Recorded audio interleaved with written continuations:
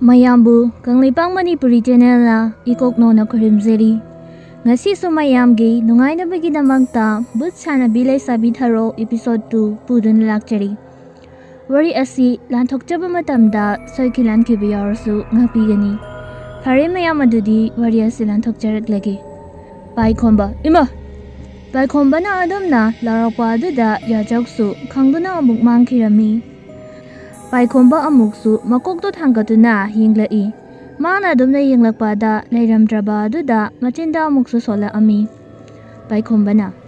Kaino ne hojikkidobo. Aigi michina sirantaran uribrane. Natida. Kaiga verisana tawrishiba. Si haiduna pai komba pagthaduna kankaduna yingami.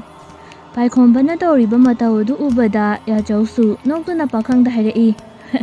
Haima Aikoi hero se khangri me ai ubada Yajogi waduda pakhangsu noktuna haira ami Khangdrade na sakmagi sakta ne naya du goibo Yajo nangna kyam phajaradana Nabu kang he kang khai Pakhang Tamna jingai da khangmu khangre ne nangi na saktu ubada Pakhangi waduda yajausu noktuna haira ami Yajo As Tamna du baga pamureda Aidi kamai tawni masaksiga Pakhang Hai taningde Nang horen ojana jai bijari Yajo Chaige su chai jara sanada Mi asuk pazapun pasida Eibu kamai tamna duno Pakhang Hai bud homo Na odum yungo Ai tamna ge ko Asi haiduna pakhang na pai kombage matungda leiribu kuza edu makada thadara ami Pai kombasu adum naptarokpa aduda khangduna haira ami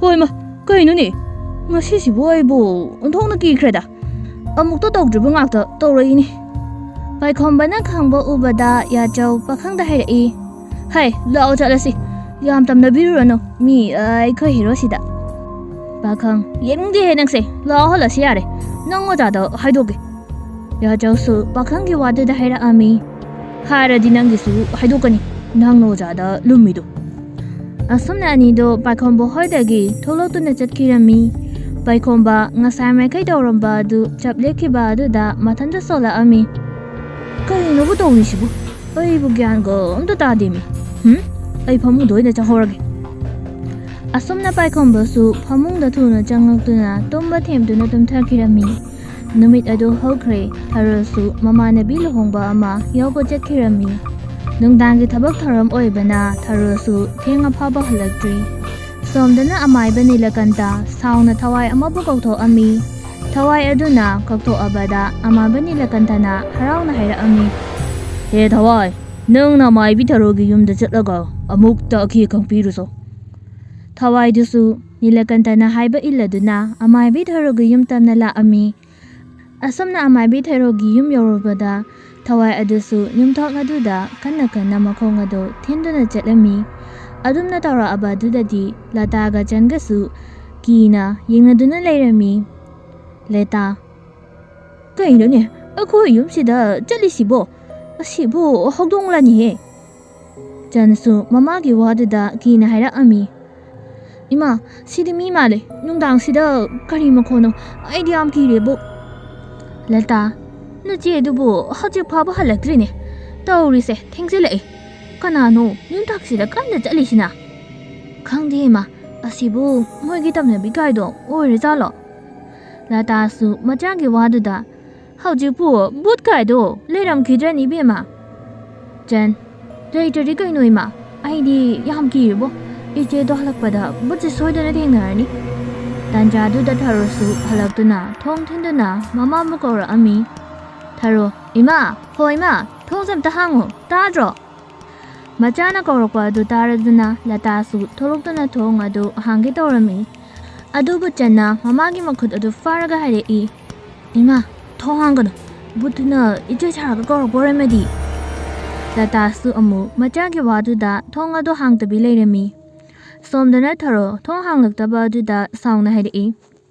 Tharo, Ho lata haiba sono jobi kaidawre haiba nanoi thongse kokhai age lata su machaki magun khangbana ngangla ibadu machani khanglatuna hairei Lata Ibe Masidi Naji ni he Tong se Take Patari Imane Hang again Kiki Asumna Latana talk to na Tong the Hangdora Ami Adumna Tong he Hangdora Paga Taro Sound Mama the Hira Ami Ngasai the Gigor said Tajunobo Ngara Braba Dana come to Baba Lata Ibe ma Ngasai the Gigum say Kainon Toriba Sida I didn't say Wood or a binning Adamna Harakpa do that Harasu Yumadu da going into the Hare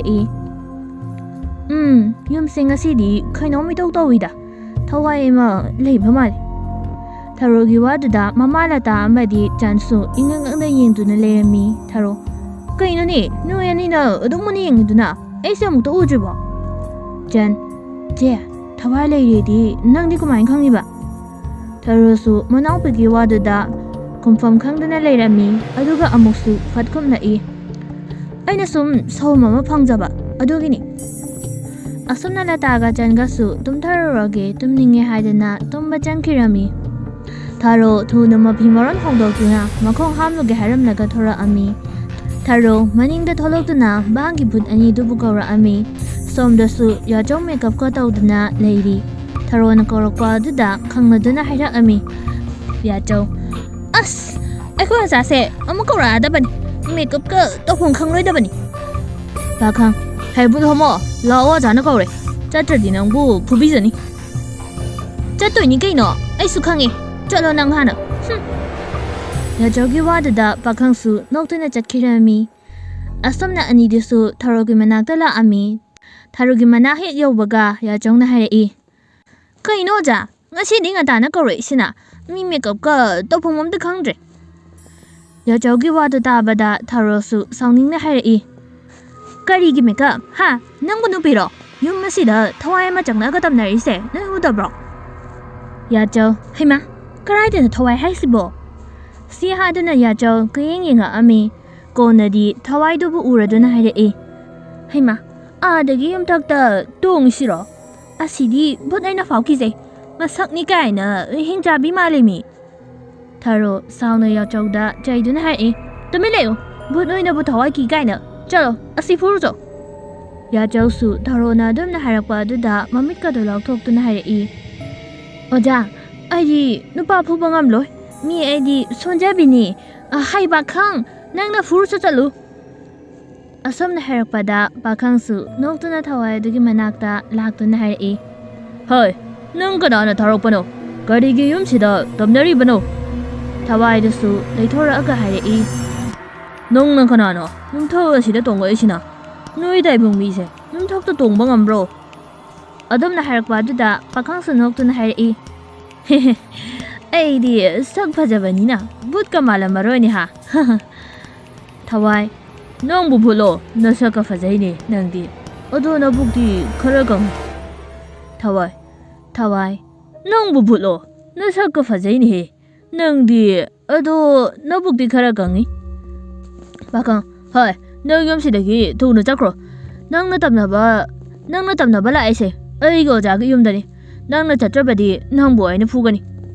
Tawai desu, bakang na hari ba dutada, tawasa na layrami.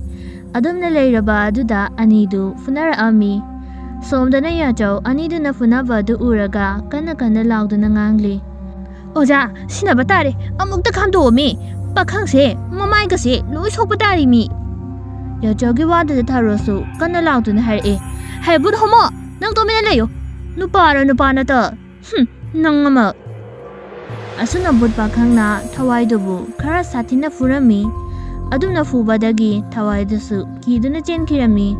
Taro amadi yajaw su haraw na bakang da hari Yajaw, nang yahe, bakang nang yay ko. Nupa to ano ni dana. Taro, bakang nang ama yahe. Ado nga ne, hayang makaydi yung masida akaya kang birapakay nui anina fugadabani. Yajaw, oza, punazay na ba sidi ay ngamjaro. Bod huran ba tamna ba budi chatke. Taro su yajaw da sauna yung duda hari Taro, masigi di halo, noi gina tinjaka later, hayang tabiragi. Asi haram luna taro su imong da among changkirami. Yajaw, tinjak na taning jiba, ni na season lari ba, kain no kang demi. ꯄꯥꯈꯪ ꯌꯥꯔꯦ ꯌꯥꯔꯦ ꯆꯠꯂꯁꯤ ꯂꯥꯛꯑꯣ ꯑꯁ ꯑꯩꯗꯤ ꯃꯥꯏꯒꯁꯦ ꯂꯣꯏꯅ ꯀꯥꯏꯔ ꯃꯥꯜꯂꯦ ꯀꯥꯏꯗꯗꯤ ꯀꯩꯅꯣ ꯌꯥꯝꯅ ꯀꯟꯅ ꯁꯥꯅꯤꯡꯈꯣꯕ ꯁꯣꯝꯗꯅ ꯑꯃꯥꯏꯕ ꯅꯤꯂꯀꯟꯇꯅ ꯊꯥꯔꯛꯄ ꯊꯋꯥꯏꯗꯨ ꯍꯜꯂꯛꯑꯝꯃꯤ ꯊꯋꯥꯏꯗꯨ ꯍꯜꯂꯛꯄ ꯎꯕꯗ ꯑꯃꯥꯏꯕ ꯅꯤꯂꯀꯟꯇꯁꯨ ꯅꯣꯛꯇꯨꯅ ꯍꯥꯏꯔꯛꯏ ꯍꯣꯏ ꯅꯪ ꯂꯥꯛꯑꯕ꯭ꯔꯥ ꯀꯝꯗꯧꯔꯦ ꯑꯃꯥꯏꯕꯤꯗꯣ ꯑꯣꯠꯂꯝꯃꯕ꯭ꯔꯣ ꯑꯃꯥꯏꯕ ꯅꯤꯂꯀꯟꯇꯒꯤ ꯋꯥꯗꯨ ꯇꯥꯔꯒ ꯊꯋꯥꯏꯗꯨꯁꯨ ꯁꯥꯎꯅ ꯍꯥꯏꯔꯛꯏ ꯊꯋꯥꯏ ꯑꯣꯖꯥ ꯑꯗꯨꯒꯤ ꯑꯃꯥꯏꯕꯤꯗꯣ ꯕꯨꯠ ꯁꯥꯟꯅꯕꯤꯅꯤꯀꯣ ꯃꯥꯒꯤ ꯕꯨꯠꯇꯨꯒ ꯑꯩꯒ ꯕꯨꯠꯇꯠꯅꯕꯅꯤ ꯅꯤꯂꯀꯟꯇꯁꯨ ꯍꯥꯍꯥ ꯀꯔꯤ ꯍꯥꯏꯕ ꯃꯥꯒꯤ ꯕꯨꯠꯀ ꯕꯨꯠꯇꯠꯅꯩ ꯍꯥꯏꯕ ꯑꯗꯨꯗꯤ ꯀꯅꯥꯅ ꯉꯝꯂꯕ ꯑꯩꯅꯁꯨ ꯐꯨꯔꯝꯕꯅꯤ ꯃꯥꯅꯁꯨ ꯐꯨꯔꯛꯏ ꯇꯨ ꯂꯣꯏꯅ ꯁꯣꯛꯏ ꯑꯣꯖꯥ ꯑꯗꯨꯅꯤꯗꯅ ꯅꯨꯄꯥ ꯍꯥꯏꯁꯤꯗꯤ ꯐꯨꯅꯒꯗꯧꯕꯅꯤ ꯅꯨꯡꯉꯥꯏꯔꯦ ꯅꯨꯡꯉꯥꯏꯔꯦ ꯁꯦ ꯅꯪꯒꯤ ꯅꯆꯤꯟꯖꯥꯛ ꯆꯥꯔꯣ ꯑꯁꯨꯝꯅ ꯅꯨꯃꯤꯠꯇꯨ ꯍꯧꯈ꯭ꯔꯦ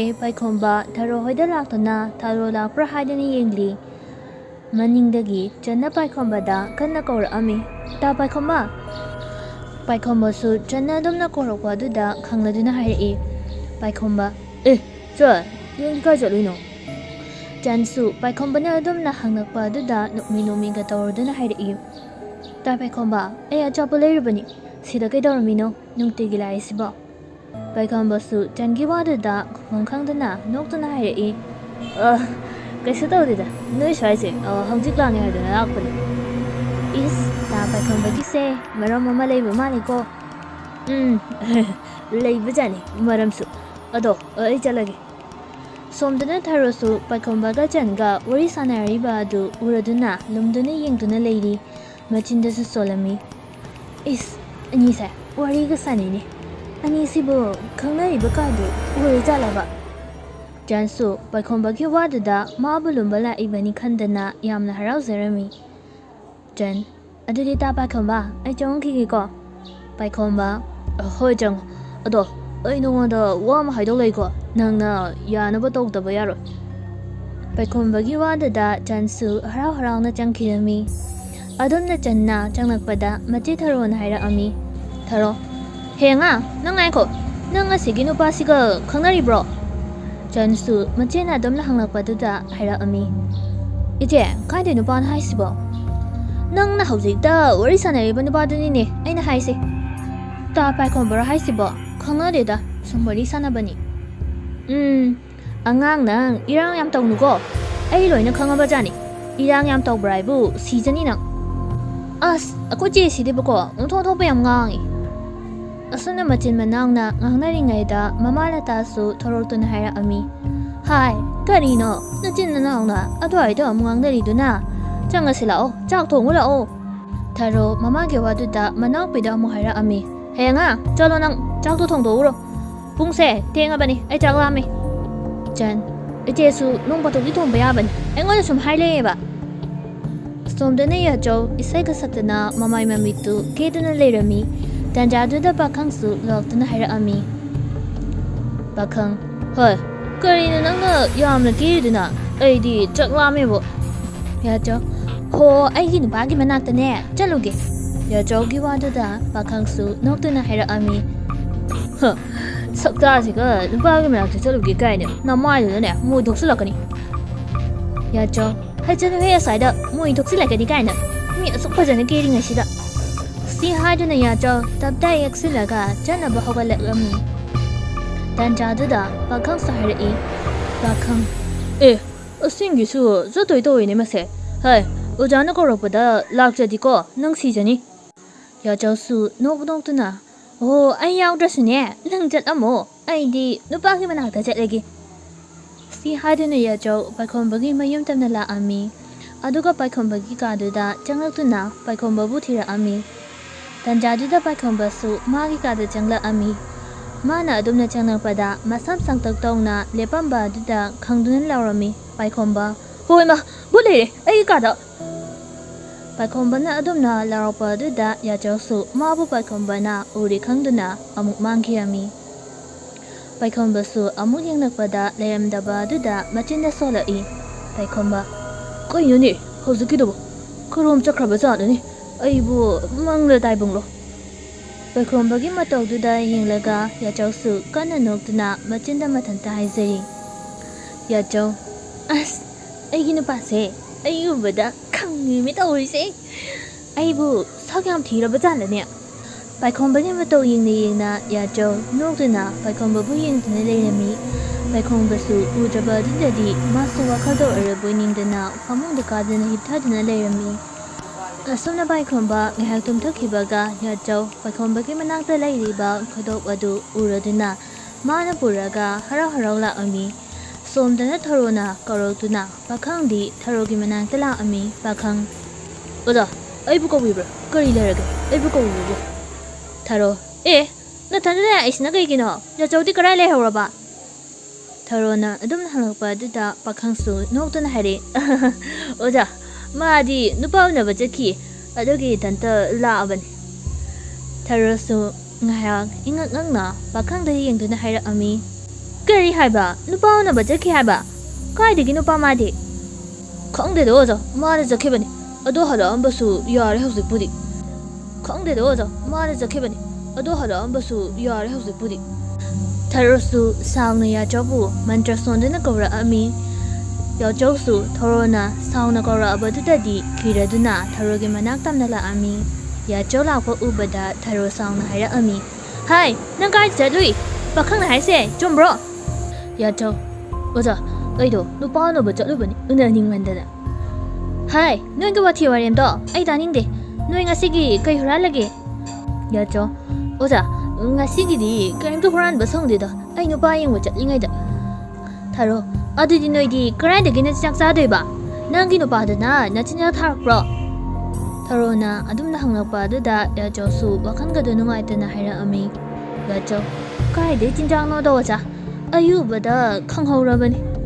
Taro, Tony and Andy, no sock to go, no bargainer, Kay Noba, no bigger giddy hidey. Yacho, Oza, no bigger giddy, no barn in a Tamushi, a dugini. Hitaning the go. Jolo, Nasigo Podomoralo, Pesaris, yeah. Yacho, Oza, I didn't bother give Kudomopuri, Sana Kudobla di Conde. I know Palmandana, Loropen. Tarosu, Jajogi wanted the Hira Ami. Curry Haba, Sanan Kudo Haba, Gadagada, a yin biro.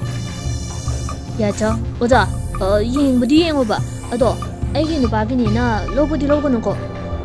Taro, Nasigia Jose, Yam no Irajida, Biro, a yin Habane. Erjosu, Tamna Kudob, Lautoanga Bira Ami. Tarosu, Kudob the Laraga, Helding Lagahari. Taro, Yampare, Nanga Sipura Banina, a work go. Nangin Pagi could say, Yare, Nasigi, Sihurala Benina. Yajosu, Tarugiwa to that sound in the high e. Oza, Adudi, I know about the Guragoni Haraga. Hi to me, you go. See, Natinja say, Tuna Jargazelo. See Haram Nagataro, Imuna Tuna Jankirami. Yajosu, Tarona Jankrabada, sound the Hara Ami. Yajo, me, I know by Kudupsi, Monologi, Tali, Sake the Weibo. Bankang.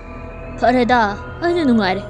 No, Rano Bonina, I did, Jinjazawa Pangdore. Yajosu, Sauna Tarona, Taram Liba, Machinja to Jadakai, Jatkirami. Numit at the Hokre, by Comba, Hogalakpada, Kodobleram Daba, Duda, Matinda Sola Ami, by Comba. You could up the Grisacre. I was it all, Tomom Diner. Asuna by Comba, Kodopadu, Tirami. Pangmalaktraba to Daddy had it by Comba, the Drain City. Got on a local bazano. A queen Munksida, tossing no ramen a local bazalania. Asuna by Combasu, Nahaking Amanga, Mofi Maron sitting to the Togla E. Tarona, Sanagi Kodop Ama, Siramba Duda, Jansu had e. Je, then you could up dog, Kaidino, Yampami. Bibi Arroy, me aina, Sazaba Kudomni. Oh, Natandegi Sabani, I get the out of it. Hi, Matang Matam Hiva Malay, Kangaba, Nangasukona Sabigi. Asumna Taro, Janda, Dukanto get hidden a Tora Ami, some dana by Kombala Baga, Mapa Janarami, some Lakpada, Taro Toropa, do Uradana, by Komba, Taro Kimanata Jangla Agahai. By Komba, Taro, Gajalino. Tarosu, Mabu Koropa, Duda, Mamma, the later of Dunahai. Kanano. Tarona later of Pada, by Komba, Tarogi Makuta, Siribukudo to Urami, Machinda Sola e.